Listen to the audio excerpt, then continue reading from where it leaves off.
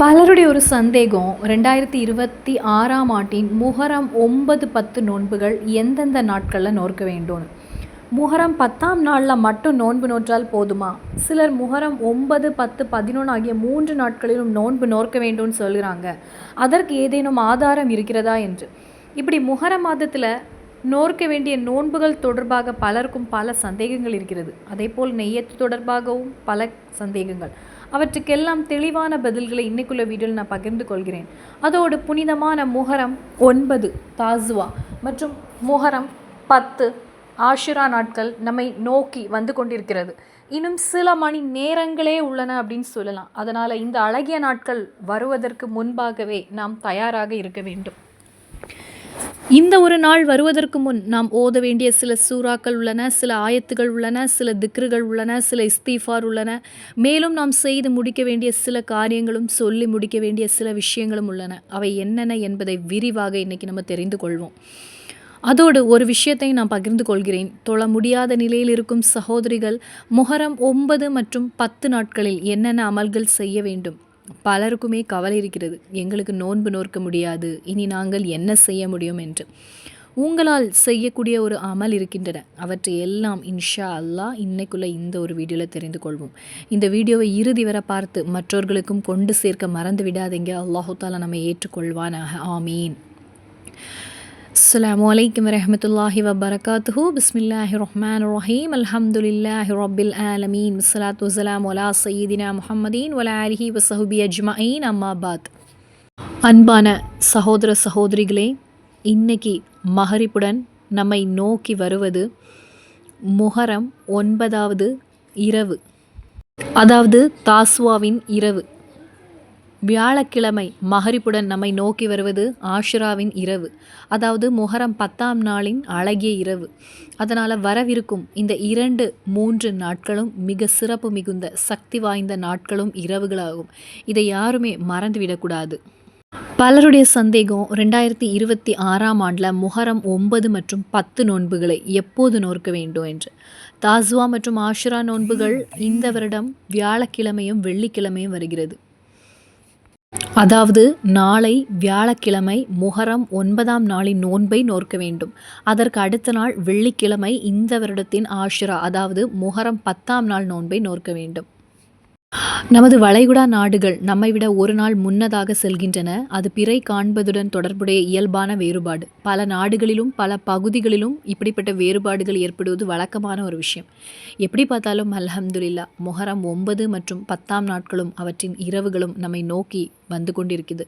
முஹரம் மாதத்தை பற்றி நம்ம ஏற்கனவே பல வீடியோவில் நான் பகிர்ந்திருக்கிறேன். அதன் சிறப்புகள், அதன் மகத்துவங்கள் பற்றி விரிவாக நான் பகிர்ந்திருக்கிறேன். முஹரம் மாதத்தின் மிக பெரிய மகத்துவம் என்னன்னா, அது ஷஹருல்லா, அல்லாஹுவின் மாதம் என்று அழைக்கப்படுவது தான். ஷஹருல்லாஹில் முஹரம் என நபி ஸல்லல்லாஹு அலைஹி வஸல்லம் அவங்க நமக்கு அறிமுகப்படுத்தி தந்திருக்காங்க. வேறு எந்த மாதத்தையும் அல்லாஹுவின் மாதம் என்று குறிப்பிட்டு கூறப்பட்டதை நம்ம பார்க்க முடியலை. ரசூலுல்லா, கலீலுல்லா, ஜஃபியுல்லா என்று அல்லாஹுடன் இணைத்து கூறப்படும் பல சிறப்பு பெயர்கள் இருப்பதைப் போலவே ஷஹருல்லா என்று அல்லாஹுடன் இணைத்து கூறப்பட்ட ஒரு மாதம்தான் முஹரம் மாதம். அல்ஹம்துலில்லாஹ் ஹிஜ்ரி ஆண்டின் முதல் மாதமாக இருப்பது முஹரம் மாதமே. முஹரம், சஃபர், ரபியுல் அவ்வல், ரமலான், ரஜப், துல்ஹிஜ்ஜா போன்ற பல மாதங்கள் இருக்கும்போது எதனால் முஹரம் மாதமே ஹிஜ்ரி ஆண்டின் முதல் மாதமாக தேர்ந்தெடுக்கப்பட்டது? அதற்கு பின்னால் பல காரணங்கள் உள்ளன. ரமலான் மாதத்திற்கு பிறகு மிக அதிக சிறப்புடைய நோன்பு முஹரம் மாதத்தில் நோற்கப்படும் நோன்பாகும். மேலும் ஹஜ்ஜு செய்து திரும்பும் ஹாஜிகள் தங்களை பெற்றெடுத்த நாளை போல பாவமற்றவர்களாக திரும்புகிறாங்க. அவர்கள் தங்கள் வாழ்க்கையை ஒரு புதிய தொடக்கத்துடன் ஆரம்பிக்க விரும்பும் காலமாக அது அமைகிறது. அதே போல நம்மில் பலரும் குர்பானி போன்ற அமல்களை நிறைவேற்றி அல்லாஹு தாலா தமது பாவங்களை மன்னித்து விட்டான் என்று நம்பி புதிய ஒரு வாழ்க்கையை ஆரம்பிக்கிறோம். அல்லாஹு தாலா நமக்கு மன்னிப்பு வழங்குவானாக.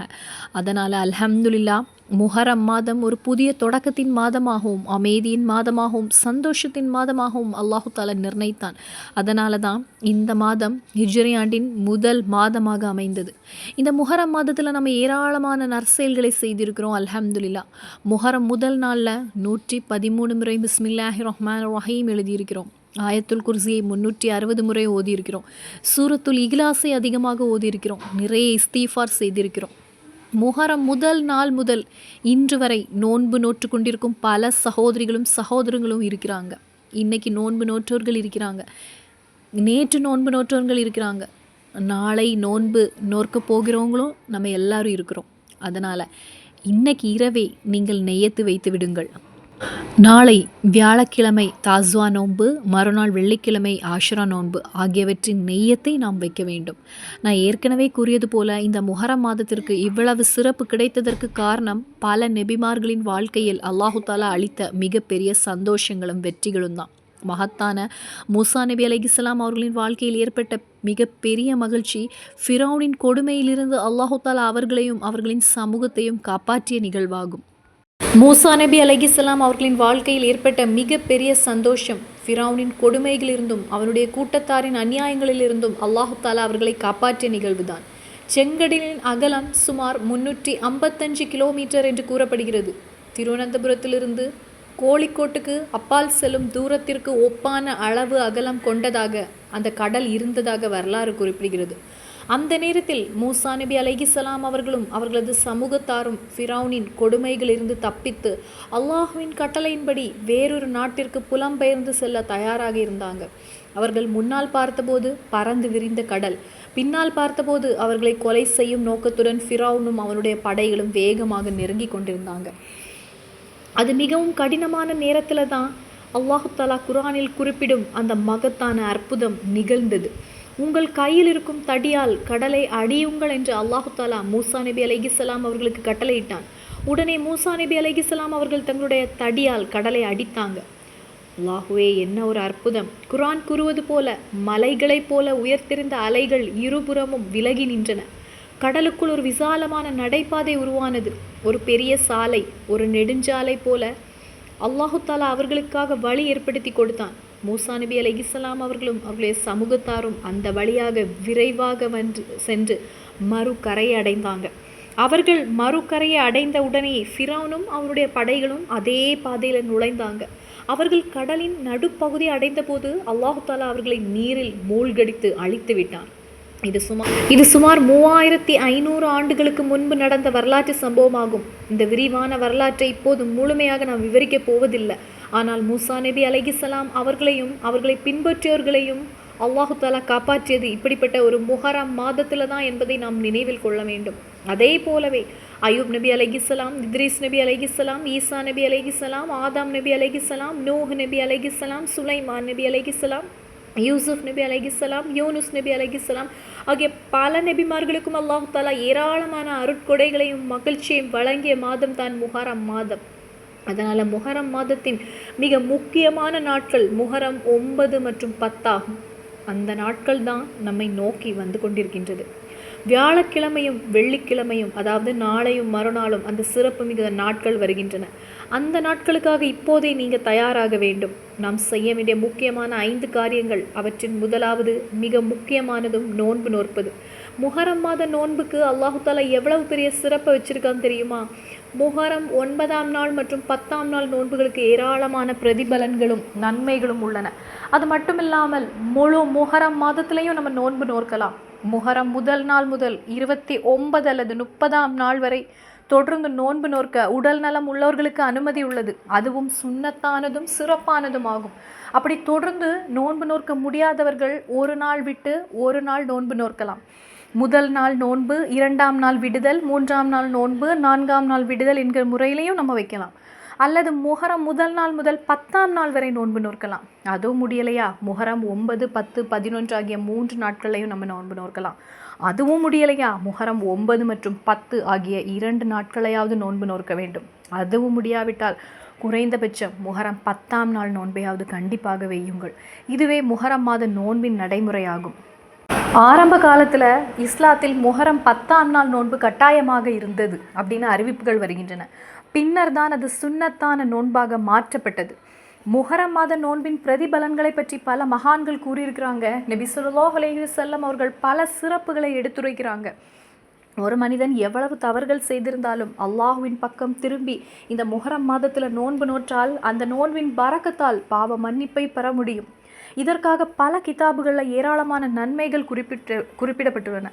சில மகான்கள் 60 மாத நோன்பின் பிரதிபலனை போன்ற மகத்துவங்கள் இருக்கிறது அப்படின்னு சொல்கிறாங்க. அதனால் நோன்பு நோற்க அதாவது முடியும் அப்படிங்கிறவங்க கண்டிப்பாக நோன்பு நோற்க வேண்டும். இரண்டாவது முக்கியமான விஷயம் திக்ருகளை அதிகப்படுத்துவதாகும். திக்ருகளை அதிகமாக ஓதுங்கள்.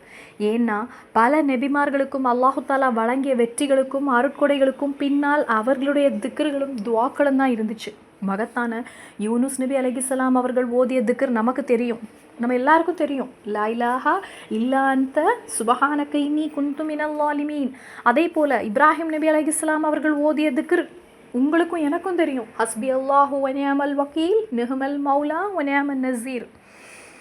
அல்லது ஹஸ்புனல்லாஹு வ நிஅமல் வக்கீல் நிஅமல் மௌலா. எந்த வடிவத்தில் சொன்னாலும் பரவாயில்லை. இந்த திக்ருகளை நீங்கள் 33 தடவை ஓதிக்கொள்ளுங்கள். அதே போல் சுபஹானல்லாஹி வல்ஹம்துலில்லாஹி வலா இலாஹ இல்லல்லாஹு அல்லாஹு அக்பர் வலா ஹவுல வலா குவத்த இல்லா பில்லாஹில் அலீல் அலீம் என்கிற திக்ரை 33 தடவை ஓதிக்கொள்ளுங்க. மேலும் லா இலாஹ இல்லல்லாஹு வஹ்தஹு லா ஷரீக லஹு லஹுல் முல்கு வலஹுல் ஹம்து வஹுவ அலா குல்லி ஷைஇன் கதீர் என்கிற திக்ருக்கு அதிகமான நன்மைகள் இருக்கிறது. 33 தடவை ஓதிக்கொள்ளுங்க. அதே போல் லா இலாஹ இல்லல்லாஹ் என்கிற திக்ருக்கு மிகப்பெரிய சிறப்பு இருக்கிறது. 33 தடவை ஓதிக்கொள்ளுங்க. இன்னும் இஸ்திஃபாரை அதிகப்படுத்துங்கள். அஸ்தஃபிருல்லாஹில் அலீம் அஸ்தஃபிருல்லாஹில் அலீம் 100 முறை ஓதிக்கொள்ளுங்க. அல்லாஹுக்கு மிகவும் விருப்பமான அமல்களில் ஒன்று அவனுடைய அடியார்கள் இஸ்திஃபார் செய்வதாகும். அதனால் இந்த நாட்களில் இப்போ இருக்கக்கூடிய இந்த இரவு இஸ்திஃபாரை அதிகப்படுத்துங்க. அடுத்ததாக ஒரு முக்கியமான விஷயம், மனக்கசப்புகளையும் பகைகளையும் நீக்கிவிட வேண்டும். யாரோடாவது சண்டை இருக்கா, மனஸ்தாபம் பிரச்சனை இருந்தால் அதை முடிந்தவரை நீங்கள் சரி செய்து விடுங்கள். சமரசமாக முடிக்க முடிந்தால் முடித்து கொள்ளுங்கள். பொருளாதார தொடர்பான பிரச்சனைகள் இருந்தால் அவற்றையும் தீர்த்து கொள்ளுங்கள். ஏனெனில் எந்த நேரத்தில் மரணம் வரும்னு யாருக்கும் தெரியாது. ஒருவருடன் பகை வைத்த நிலையில் நாம் மரணித்து விட்டால் நமது அமல்கள் ஏற்றுக்கொள்ளப்படாமல் போகக்கூடும். அல்லாஹு தாலா நம்மை பாதுகாப்பானாக. அதனால் நமது தரப்பை தூய்மைப்படுத்தி நம்ம கொள்ள வேண்டும். ஒரு சலாம் சொல்லுங்கள். அவர்கள் பதில் சொன்னாலும் சரி சொல்லாவிட்டாலும் சரி அது நமது பொறுப்பல்ல. அல்லாஹுவின் முன் நின்றபோது நான் சமாதானப்பட முயற்சி செய்தேன் என்று சொல்லக்கூடிய நிலையில் நாம் இருக்க வேண்டும். அதே போல் குடும்பத்தில் விசாலத்தன்மையை காட்டுங்கள். முஹரம் 10, 9 அதாவது 9, 10 நாட்களில் மட்டும் இல்லை, எல்லா நாட்களையும் குடும்பத்தினரிடம் அன்பாக நடந்து கொள்ளுங்கள். பிள்ளைகள், மருமக்கள், பேர குழந்தைகள், மனைவி, தாய், தந்தை, கணவன் என அனைவரிடமும் அன்பும் கருணையும் காட்டுங்கள். குறிப்பாக இந்த நாட்களில் அவர்களுக்கு விருப்பமான உணவுகளை தயார் செய்து கொடுங்கள். நோன்பு திறப்பதற்கு நல்ல உணவுகளை ஏற்பாடு செய்யுங்கள். அவர்கள் விரும்பும் உணவுகளை மகிழ்ச்சியுடன் வாங்கி கொடுங்க.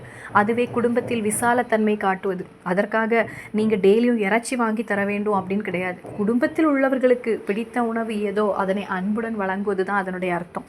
அதே போல் நாளையும் மறுநாளும் சதக்காவை அதிகப்படுத்த வேண்டும். சிறிய அளவிலாவது சதக்கா கொடுக்க முயற்சி செய்யுங்கள். ஒரு பேரிச்சப்பழம், ஒரு பழம், ஒரு கப் தண்ணீர், ஒரு உணவு எதுவாக இருந்தாலும் அல்லாஹுக்காக கொடுங்கள். சிறிய அமலாக இருந்தாலும் இந்த சிறப்புமிக்க நாட்களில் நாளையும் மறுநாளும் அது பெரிய பிரதிபலனை பெற்றுத்தரும். அதே போல் குர்ஆன் போதுவதை அதிகப்படுத்துங்கள். குறிப்பாக யாசின் சூரா, துஹான், முல்கு, வாக்கியா போன்ற சூறாக்களை ஓதுங்க. ஆயத்துல் குர்சி, சூரத்துல் இக்லாஸ் போன்றவற்றை அதிகமாக ஓதுங்கள். அல்லாஹுவின் கலாமுடன் தொடர்பை அதிகப்படுத்துவது இந்த நாட்களில் மிகவும் முக்கியமான ஒரு அமலாகும். இன்னும் உங்களுடைய துவாக்களை அதிகப்படுத்துங்க. இந்த நாட்களில் துவா ஏற்றுக்கொள்ளப்படும் நாட்களாகும். இன்னைக்குள்ள இரவு துவா ஏற்றுக்கொள்ளப்படும் இரவாகும். உங்களுடைய தேவைகள் எவ்வளவு பெரியதாக இருந்தாலும் அல்லாஹ்விடம் கேளுங்கள். உங்கள் குடும்பத்திற்காக, உங்கள் பிள்ளைகளுக்காக, ஆரோக்கியத்திற்காக, கடன் பிரச்சனை நீங்குவதற்கு, வாழ்க்கையில் பரக்கத்து கிடைப்பதற்கு, ஈமான் பாதுகாக்கப்படுவதற்காக, நல்ல முடிவிற்காக, மறுமை வெற்றிக்காக, எல்லாவற்றுக்கும் அல்லாஹ்விடம் கேளுங்கள். அதே போல் நம்முடைய பிள்ளைகளையும் நோன்பு நோற்க பழக்க வேண்டும். நாம் மட்டும் நோன்பு நோற்றால் போதாது, நம்முடைய பிள்ளைகளையும் நோன்பு நோற்க செய்ய வேண்டும். பள்ளிக்கு செல்லும் குழந்தைகளாக இருந்தாலும் பெரிய குழந்தைகளாக இருந்தாலும் அவர்களுக்கு நோன்பின் முக்கியத்துவத்தை சொல்லிக் கொடுத்து நோன்பு நோற்க செய்ய வேண்டும். பிறகு புனிதமான குர்ஆன் ஓதுவதை மறந்துவிடக்கூடாது. குர்ஆனை அதிகப்படுத்த வேண்டும். இன்னைக்கு 33 தடவை சூரத்துல் இக்லாஸ் ஓதிக்கொள்ளுங்கள். ஒருவர் ஒரு நாளில் 100 முறை சூரத்துல் இக்லாஸ் ஓதினால் அந்த நாளுக்காக அல்லாஹு தாலா அவருக்கு சொர்க்கத்தில் ஒரு வீட்டை கட்டி தருவான். அவர் எத்தனை நாட்கள் இதை ஓதுகிறாரோ அவ்வளவு நாட்களுக்கு அல்லாஹு தாலா அவருக்காக வீடுகளை கட்டிக்கொண்டே இருப்பான். சிலர் சொர்க்கத்தில் செல்லும்போது ஒரு பெரிய மைதானம் முழுவதும் வீடுகள் நிறைந்திருக்கும் அளவுக்கு அவர்களுக்கு வீடுகள் இருக்கும். ஏன் தெரியுமா? அவங்க தினமும் ஓதிய சூரத்தின் பரக்கத்தால் அல்லாஹ் தாலா அவர்களுக்காக அப்படிப்பட்ட வீடுகளை அமைத்து கொண்டிருப்பான். மேலும் இன்றிரவு ஆயத்துல் குர்சி 33 தடவை ஓதிக்கொள்ளுங்கள். அதோடு சூரத்து தௌபாவின் கடைசி 2 ஆயத்துகள் லக்கது ஜாக்கும் ரசூலுன் மின் அன்ஃபுசிக்கும் அந்த ஆயத்தை 33 தடவை இன்னைக்கு இரவு ஓதிக்கொள்ளுங்கள். மிகவும் பலனளிக்கக்கூடிய 2 ஆயத்துகள். அவற்றை ஓதுவதை தவற விடாதீங்க. பிறரை பற்றி குறை கூறுவதையும் புறம் பேசுவதையும் நிறுத்திவிடுங்கள். அவற்றை எல்லாம் விட்டுவிடுங்கள். இது ஒரு புதிய வருடம். இனிமேல் நல்ல வாழ்க்கையை நீங்களும் நானும் முயற்சி செய்வோம். அல்லாஹு தாலா ரப்புல் இஸ்ஸத் நம் அனைவரையும் நல்வழிப்படுத்துவானாக. நமது குணங்களை எல்லாம் நல்ல குணங்களாக மாற்றி தருவானாக. அதே போன்று மரணித்து போன நமது தாய் தந்தை ஆகியோருக்காக கபர் சியாரத்து செய்ய ஆண்கள் மறந்து விடாதீங்க. பெண்கள் கபர் சியாரத்துக்காக எங்கும் செல்ல வேண்டிய அவசியமில்லை. வீட்டிலேயே இருந்து உம்மாவிற்கும் வாப்பாவிற்கு, மரணித்த கணவருக்கு, பெற்றோருக்கு, சகோதர சகோதரிகளுக்கு, மாமா சித்தப்பா போன்ற உறவினர்களுக்காக ஃபாத்திஹாவோ யாசீனோ ஓதி துவா செய்தால் போதுமானது. அதனால் இந்த 5 விஷயங்களை நம்ம மறந்துவிடக்கூடாது. புனிதமான முஹரம் மாதத்தின் அதாவது இன்னைக்குள்ள இரவு நாளை மறுநாள் நம்மை நோக்கி வந்து கொண்டிருக்கின்ற அழகிய தினங்களாகும். பல சகோதரிகள் இப்போதே கவலையில் இருக்கிறாங்க. எங்களுக்கு வரக்கூடிய முஹரம் 9ஆம் நாள் தாசுவா நோன்பும் ஆஷுரா நோன்பும், இந்த 2 நோன்பையும் எங்களுக்கு நோர்க்க முடியாதுன்னு பல சகோதரிகள் இப்போதே கவலையில் இருக்கிறாங்க. உங்களுக்கு தொழுகை இல்லாத நாட்களாக இருந்தால் கவலைப்பட வேண்டாம். எந்த பிரச்சனையும் இல்லை. இது அல்லாஹ் தரக்கூடிய ஒரு சோதனையாகும். முஹரம் 9 நாளை மற்றும் மறுநாள் நோன்புகளை நோர்க்க முடியவில்லை என்றால் முஹரம் மாதம் முடிவதற்கு முன் ஏதாவது 2 நாட்கள் நோன்பு நோர்க்கலாம். அது வியாழக்கிழமையாக இருக்கலாம் அல்லது திங்கட்கிழமையாக இருக்கலாம். அந்த நோன்புகளுடன் இந்த நோன்பின் நெய்யத்தை நீங்கள் சேர்த்து கொள்ளலாம். வரக்கூடிய ஏதாவது ஒரு திங்கட்கிழமை அல்லது வியாழக்கிழமை உங்களால் முடிந்தால் நோன்பு நோற்று கொள்ளுங்கள். நோன்பு நோர்க்கும் போது நெய்யத்து வையுங்கள். எப்படி? அல்லாஹுக்காக இந்த வியாழக்கிழமை சுன்னத்தான நோன்பை நான் நோக்கிறேன். அதோடு முஹரம் மாதத்தில் உள்ள சுன்னத்தான ஒரு நோன்பையும் அல்லாஹுக்காக நான் வைக்கிறேன். மேலும் என்னால் நோன்பு நோர்க்க முடியாமல் போன முஹரம் 9ஆம் நாளின் சுன்னத்தான நோன்பிற்கான நெய்யத்தையும் நான் வைத்துக்கொள்கிறேன் அப்படின்னு நெய்யத்து வைங்கள். நீங்கள் எப்போது நோன்பு நோற்றாலும் பரவாயில்லை. முஹரம் மாதத்திலேயே நோர்க்க வேண்டும் அப்படின்னு கட்டாயம் கிடையாது. வருகின்ற சஃபர் மாதத்தில் நோன்பு வைத்தாலும் சரி, அப்போதும் இந்த நெய்யத்து வைத்தால் இன்ஷா அல்லாஹ் அதற்குரிய நன்மை உங்களுக்கு கிடைக்கும். அதே போல் முஹரம் 10ஆம் நாள் ஆஷுரா நோன்பை நோர்க்க முடியாதவர்களும் வேறு ஏதாவது ஒரு நாளில் நோன்பு நோர்க்கும்போது என்னால் நோன்பு வைக்க முடியாமல் போன முஹரம் 10ஆம் நாள் ஆஷுரா நோன்பின் சுன்னத்தான நன்மையை அல்லாஹுக்காக நான் நாடுகிறேன் அப்படிங்கிற நெய்யத்தோடு நோன்பு நோர்க்கலாம். இப்போது தொழுகை இல்லை அப்படின்னு சொல்லி எதுவும் செய்யாமல் உட்கார்ந்திருக்க வேண்டாம். நாம் நிறைய திக்ருகளை சொல்லலாம். திக்ருகள், சலவாத்து, இஸ்திஃபார் ஆகியவற்றை அதிகமாக நமக்கு சொல்ல முடியும். எனவே உங்களுக்கு தொழுகை இல்லை என்று கவலைப்பட தேவையில்லை. இனி வரும் ஒவ்வொரு நொடியும் ஏராளமான நன்மைகளை பெற்றுத்தரக்கூடிய நேரங்களாகும். அந்த நேரத்தை வீண் செய்யாதீங்க. முடிந்தவரை திக்ரு, சலவாத் ஆகியவற்றை அதிகமாக சொல்லுங்கள். ஏனெனில் வெள்ளிக்கிழமை இரவு, வெள்ளிக்கிழமை பகல் என்று சொல்லப்படும் இந்த முஹரம் 9, 10 நாட்கள் துஆ ஏற்றுக்கொள்ளப்படும் அழகான நாட்களாகும். அதனால் அதிகமாக சலவாத் சொல்ல தொடங்குங்க. என்னிடத்தில் துஆ செய்யும்படி கேட்டவங்க யாரெல்லாமோ அல்லாஹு தாலா அவர்களின் அனைத்து ஹலாலான தேவைகளையும் நிறைவேற்றி தருவானாக. வலிகளையும் கஷ்டங்களையும் துக்கங்களையும் அல்லாஹு தாலா நீக்கி தருவானாக. எல்லா வகையான நோய்களிலிருந்தும் கஷ்டங்களிலிருந்தும் பொறாமைகளிலிருந்தும் அல்லாஹு தாலா நம்மை பாதுகாப்பானாக.